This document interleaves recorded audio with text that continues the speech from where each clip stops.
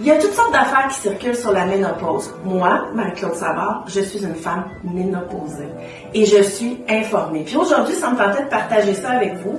Alors, je rencontre la spécialiste de la clinique Sensolia. On va parler santé féminine, ménopause, on va parler de plancher pelvien, on va parler de sexualité, on va parler de beauté, on va parler de tout, simplement, en toute confidence. Écoute, j'étais en train de bloquer tous les drains de la maison. J'étais fatiguée et puis ça m'a frappée comme une tonne de briques. Mais c'était pas facile à différencier par rapport à tes changements hormonaux postpartum ou... J'étais tout mélangé. C'est ça. J'étais tout mélangé, mais il y avait quelque chose à l'intérieur de moi qui se disait, j'avais déjà eu une fille avant, donc j'avais déjà accouché, je me disais, c'est pas possible, c'est pas ça.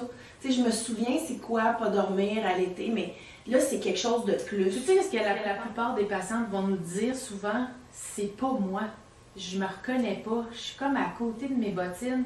Il y a des affaires que je fais, des réactions, je suis irritable, j'ai de l'anxiété, je dors pas, je suis jamais été comme ça. Qu'est-ce qui se passe? On va en parler des symptômes de ménopause, mais juste si on parle de l'âge moyen, parce que tu parlais que tu avais 46 ans, puis des fois, c'est pas clair. Tu sais, l'âge moyen de la ménopause, c'est 51-52 ans. La normale, c'est comme entre 45 et 55. Puis la préménopause, c'est toutes les années avant. Ça peut être même jusqu'à 10 ans avant. Fait que si la plus jeune, c'est 45, ça veut dire que même à partir de 35 ans, tu peux commencer d'avoir des symptômes de ménopause.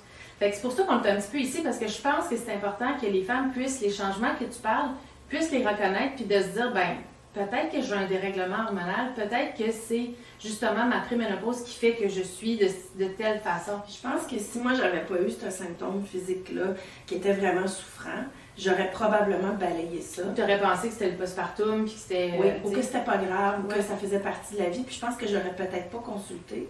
Puis en bout de ligne, j'avais même pas d'éducation, puis on s'entend, moi je suis quelqu'un qui lit beaucoup, je suis au courant de la santé.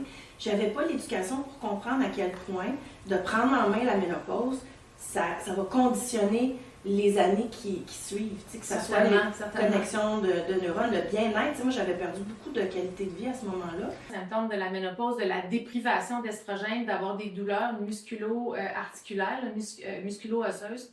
Il y a même des études qui ont montré des frozen shoulders plus fréquents chez la femme ménopausée qu'avant la ménopause. Fait qu'il y a vraiment un impact.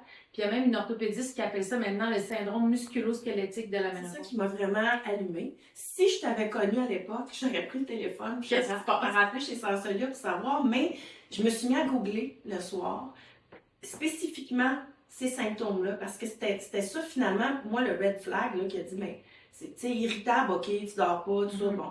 Et puis c'est là que ça m'a amené vers la possibilité peut-être que c'était le ménopause. Donc, ça veut dire qu'à 45 ans, on n'a pas eu de règles pendant une période de... C'est une bonne question. Le diagnostic de la ménopause, c'est un diagnostic clinique.